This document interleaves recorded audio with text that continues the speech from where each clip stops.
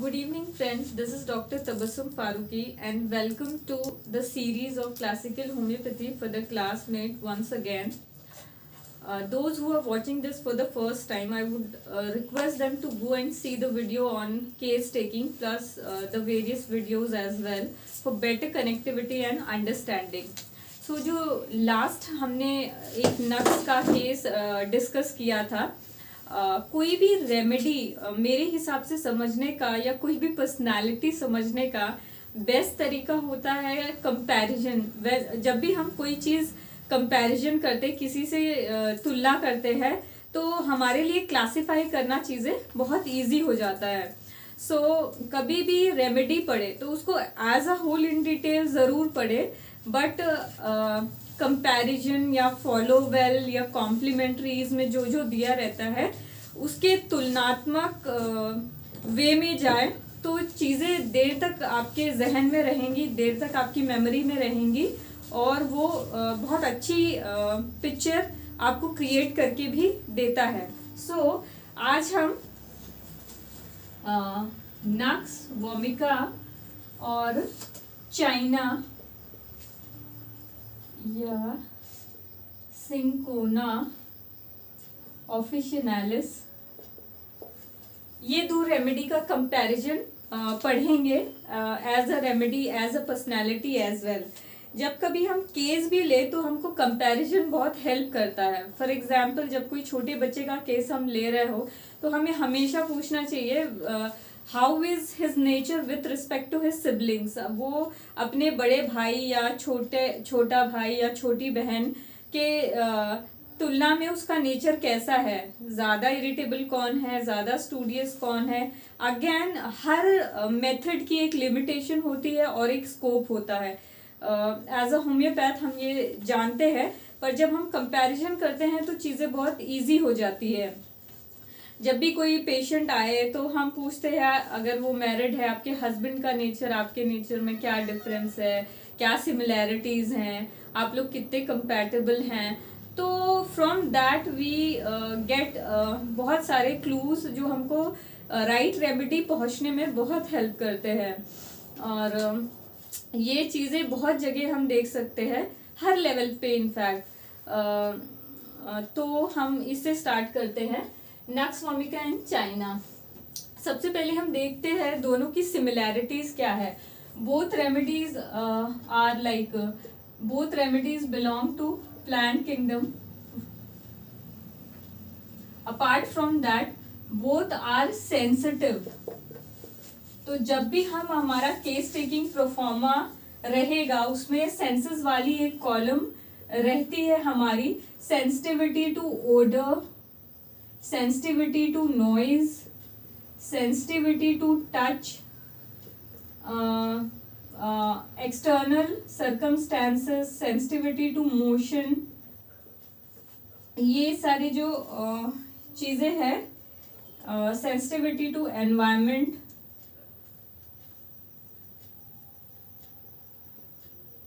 cold plus hot both।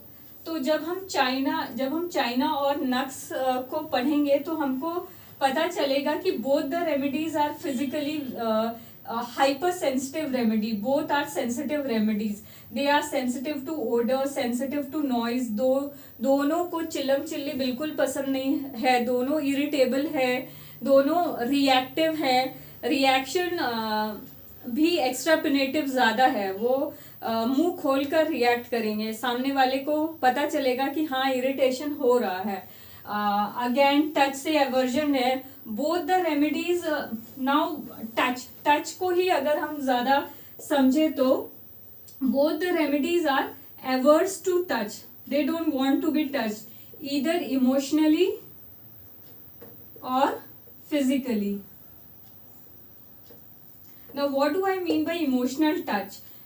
If you go through this remedy, you'll get to know that both are aggravated by consolation. और China is like a step ahead as compared to nux vomica in irritability in expressing. वो China का जो patient रहेगा, वो जब आपको आके आपके सामने बैठेगा, you will get to know by his nature, by his reactivity की first thing that comes to your mind will be बाबा कितना चिड़चिड़ा है ये, बाबा कितनी चिड़चिड़ी है ये। तो ये बहुत एविडेंट है, पिक करना यहाँ से। Now what do we mean by aversion to consolation? दोनों रेमेडीज को ही कंसोलेशन पसंद नहीं है ना। What is consolation?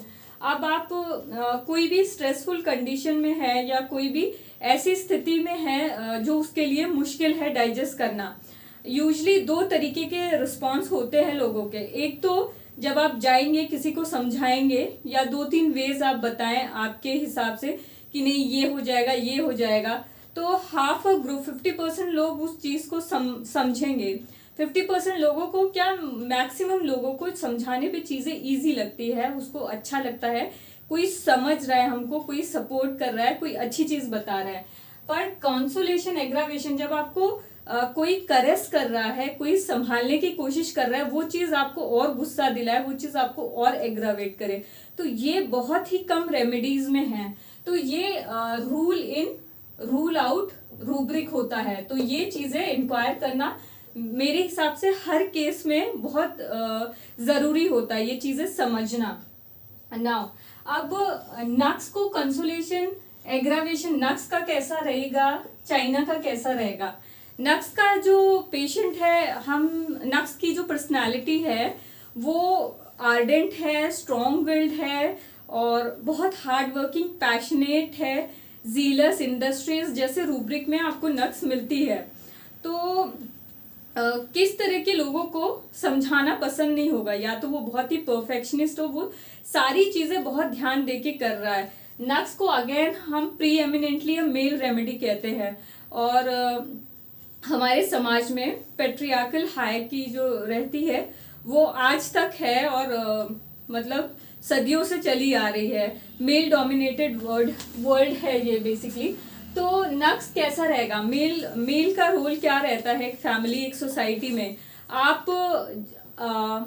जो है एक घर की छत की तरह होते हैं। आपको बाहर जाना है, आपको सारे चैलेंजेस फेस करने हैं, आपको अर्न करना है, अपना वजूद, अपना मकाम बनाना है। अगर ये नहीं है तो फिर आप कुछ भी नहीं है। तो प्रीएमिनेंटली ये एक मेल रेमेडी कही जाती है। बट आपका एम्बिशियस, आज के समाज में आपका एम्बिशियस होना और आपकी रिएक्टिविटी, सेंसिटिविटी और कैसे आप चीजें डील करते हैं, कैसे आप समाज में अपना स्थान बनाते हैं, ये मेल और फीमेल दोनों के लिए अब एक टाइम पे ऐसा बराबर वाली चीज हो गई है। अब इस चीज को समझना, जो नक्स रहेगा वो ओवरऑल एक स्ट्रॉन्ग विल्ड पर्सनैलिटी है बेसिकली। तो वो बहुत हार्ड वर्किंग है, वो ऐसे बहुत कम लूप होल्स छोड़ेगा जहां पे उसकी गलती है। जब कोई एक सर्कमस्टांस, एक एग्जाम्पल के तौर पे मैं बताना चाहूंगी। जैसा आप घर में आए और आप की टाइमिंग है, फॉर सपोज 8:30 आपको डिनर चाहिए ही रहेगा, या आपकी टेबल है उस पर चीज़ें, उस आपकी जो भी आप रिसर्च कर रहे हैं या जो कुछ भी आपका काम है वो एक पर्टिकुलर वे में ही आप रख के जाते हैं। आप घर आए, आपको चीज़ें वैसी नहीं मिली, या ऑन टाइम आपको खाना खाने 8:30 खाना, मतलब 8:30 खाना, 8:35 8:45 हो गया, आप खाना नहीं खाएंगे। मतलब आपका टेम्परामेंट ऐसा है कि घर के सारे लोग आपके हिसाब से अपना टाइम टेबल मैच करके चलेंगे। मतलब आपकी मौजूदगी इतनी स्ट्रॉन्ग है कि लोग अवॉइड नहीं कर पाएंगे चाहते हुए भी। इन केस कुछ चीज़ें आपके हिसाब की नहीं हुई है, आपको कॉन्ट्रडिक्ट किया गया किसी भी XYZ चीज़ के लिए, और आपने बहुत स्ट्रांगली रिएक्ट किया, और आधे घंटे बाद, 1 घंटे बाद फैमिली का कोई बड़ा या एक्स मेंबर आके आपको समझा रहा है कि आपको गुस्सा नहीं करना चाहिए, आपको चीज़ें थोड़ी लाइटली लेनी चाहिए, घर में कोई खाली नहीं रहता, घर में भी काम होते हैं, and then you are posting on him कि सिर्फ घर में ही काम रहता है, मैं बाहर जाता हूँ, मैं ये करता हूँ, मैं 4 तरह के लोगों से मिलता हूँ, घर में मुझे इतने 2-3 घंटे मिलते हैं, उसमें भी मुझे पूरा काम करने को रहता है। और लिटरली बहुत ऐसी पर्सनैलिटीज ओवरबर्डन्ड होती है काम को लेकर, तो वो हर चीज़ जो है सिस्टमैटिकली प्रॉपरली करने की कोशिश करते हैं इन स्लॉट्स, और वो होना ही चाहिए, दे मेक इट श्योर। और फिर दूसरे की कमजोरी, लर्जिश, उसकी वीकनेस जो है उनको एग्रावेट करेगी। तो now you are seeing consolation aggravation. और चाइना में क्या है, China is basically a psychotic remedy. उसको फिक्स्ड आइडियाज रहते हैं कि चीजें ऐसी ही हैं, और फिक्स्ड आइडियाज भी कैसे कि मैं अनफॉर्चुनेट हूँ, सबके सब मेरे एनिमीज हैं, मेरे दुश्मन हैं, मेरे ही साथ चीजें गलत होती हैं। तो जब मतलब अच्छी चीजें भी उसको बुरी लगती है। कोई मतलब अच्छी आप कुछ गलत चीज आपसे हो जाती है, कुछ मिस हैंडलिंग हो जाती है, कोई आके आपको आपके अच्छे के लिए समझा रहा है, आप गुस्सा मत किया करो, आप ये आपकी सेहत के लिए अच्छा नहीं होता, तो आपको वो चीज भी बुरी लगेगी। अब जब हम फर्दर जाएंगे, यहाँ पे एक बहुत स्ट्रॉन्ग आर्डेंट पर्सनैलिटी है जो मेक श्योर करती है कि हर चीज बहुत प्रॉपर रहे। और यहाँ पे वो मेंटली अपने आप को बहुत स्ट्रांग समझता है, पर फिजिकली वो इतना स्ट्रांग नहीं होता कि वो चीजें मैनेज कर पाए। उसको बाकी के लोग लगते हैं संभालने और समझाने के लिए। तो यहाँ पे यहाँ पे आप विल का डिफरेंस देखेंगे। यहाँ आप एक स्ट्रांग विल पर्सनालिटी को रीड कर रहे हैं, और यहाँ जो पर्सनालिटी है वो एंग्री है, इरिटेबल है, बट उसकी विल जो है वो इतनी स्ट्रांग नहीं है।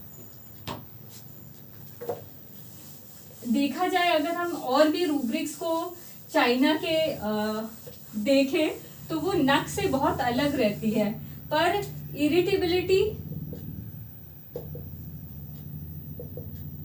दोनों के बीच एक कॉमन फीचर है। अगर हम चाइना देखें तो उसमें है make many plans, theorising, make many plans, theorising, और हवाई महल बनाना।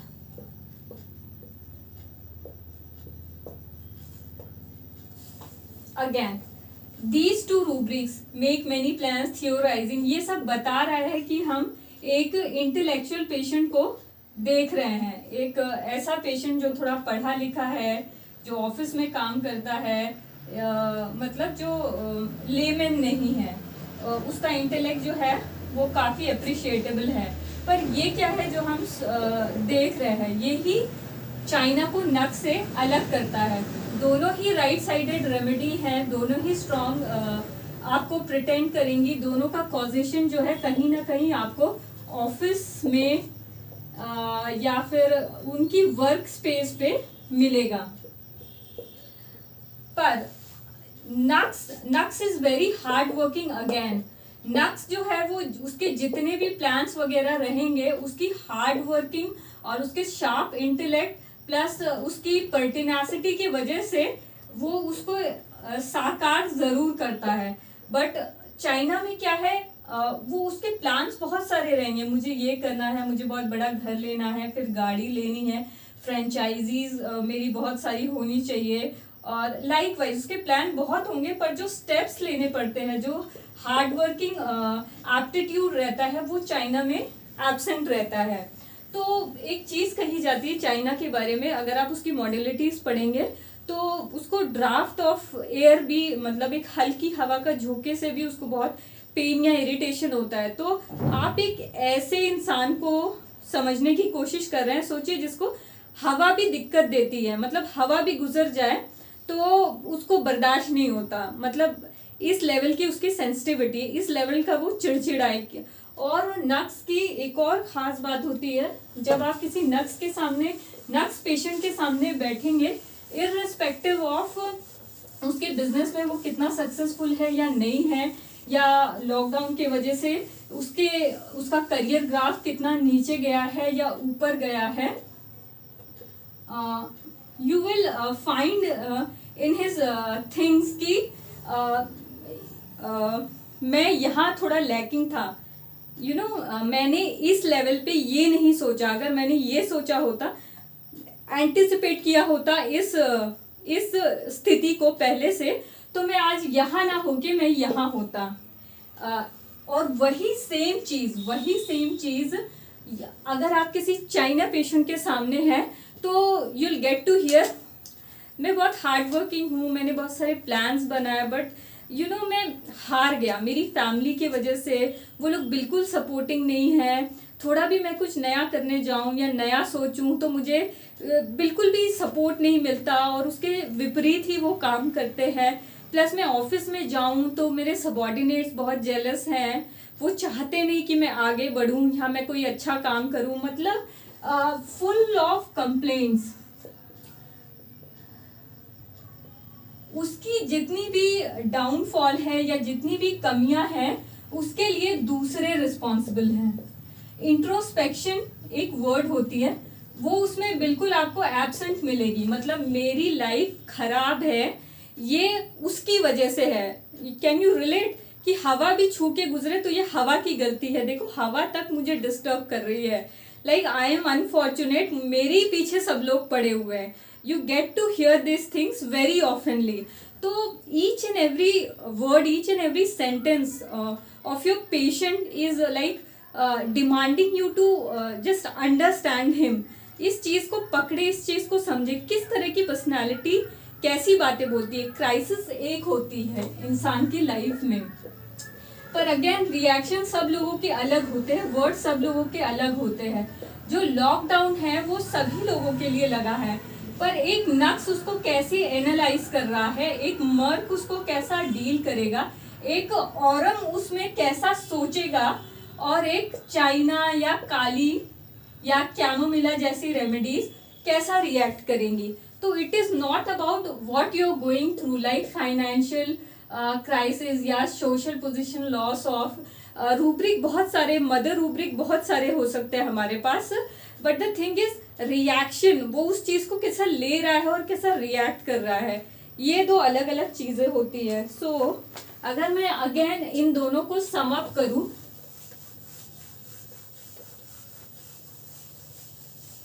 तो हम देखेंगे nux formica and China,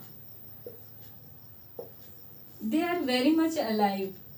They are very much alike. They are sensitive to external impression, noise, odor, touch, smell, etc. They are irritable, angry. Then again, ये सारी चीजें दोनों रेमेडीज में GI कंप्लेंट्स वगैरह ऑलमोस्ट सिमिलर रहेंगी। Modalities भी अगर आप दोनों रेमेडीज की पढ़ें तो ये ऑलमोस्ट सिमिलर रहेगी। फिर अगेन हमारा basic method of understanding the patient, you can apply it here as well, like will, moral, intellect. तो इंटेलेक्ट में अगर हम देखें तो दोनों रेमेडीज में अगर हम जाए तो हमको इंटेलेक्चुअल रूब्रिक्स मिलेंगे, थियराइजिंग, मेकिंग मेनी प्लान्स, इंडस्ट्रीज के लिए मैं श्योर नहीं हूँ चाइना है या नहीं, but then we come across many rubrics that indicate that both the remedies are intellectual remedy. Then again morals में भी जैसा आप देखेंगे दोनों ही प्रोमिस्क्वस हैं, तो ये बहुत ज़्यादा हाई मॉरल नहीं है। But again then will, at the level of will you can differentiate these two constitutions. how? देखिए कोई भी इंसान कब स्ट्रॉन्ग विल्ड होता है, जो हमने सोचा वो हमने करके बताया। एक बच्चे के लेवल पे कि नहीं मुझे फर्स्ट आके दिखाना है, मुझे इतने परसेंटेज लाने हैं, ये दो बच्चों ने एक साथ सोचा, दो भाइयों ने एक साथ सोचा, एक ने इसके लिए दिन रात मेहनत की, दिन रात अपने आप को रात भर जगा के रखा, पढ़ाई की, एक लेवल तक गया कि उसने वो अचीव किया, और दूसरा हर रात लाइक हाँ अब मैं सुबह 6 बजे उठूंगा, 6 बजे क्या मैं सुबह 4 बजे उठूंगा, फिर मैं उठते ही जल्दी जल्दी 15 मिनट में अपना सारा रूटीन पूरा कर लूँगा, उसके बाद में फिर मैं मैथ्स का, साइंस का, सोशल का इतने घंटे में रिवीजन कर लूँगा, फिर मैं स्कूल जाऊँगा, फिर मैं स्कूल से आऊँगा, सिर्फ 5 मिनट में खाना पीना खा के वापस से फिर जो कल पढ़ाने वाले हैं वो भी मैं पूरा याद कर लूँगा। And the next day what happens is कि सुबह आँख ही खुल रही है 8 बजे और 9 बजे की आपकी स्कूल है। सो ये डिफरेंस आपने देखा। तो कोई भी चीज आपका कोई भी थॉट है उसको आप कैसा रियलिटी तक ले जाते हैं। अगर आप उसको ले जा पाए तो आप स्ट्रॉन्ग विल्ड हैं, अगर नहीं तो आपकी विल कहीं ना कहीं वीक है। सो इस लेवल पे आप इस दोनों रेमेडी को कंपेयर कर सकते हैं। दोनों ही बहुत हार्ड वर्किंग हैं, बहुत एम्बिशियस हैं। एम्बिशियस होना माने बहुत हाई एम्बिशन रखना, पर अचीव करने की जो कैपेसिटी होती है वो है या नहीं, ये चीज़ें समझना बहुत इंटरेस्टिंग होता है as a homeopath and as a person itself. So कोशिश की मैंने थोड़ा समझाने की, और जो कुछ भी आपको डाउट्स वगैरह हो वो आप कमेंट बॉक्स में पूछ सकते हैं। और आप जितने भी लोगों ने कमेंट्स वगैरह किए हैं, अगर मैं रिप्लाई नहीं कर पाई तो मैं माफ़ी चाहूँगी। बट आप सबके कमेंट्स, आप सबकी विशेस, सबकी दुआओं के लिए मैं बहुत आभारी हूँ। Thank you so much and have a nice day, have a nice life. So fine.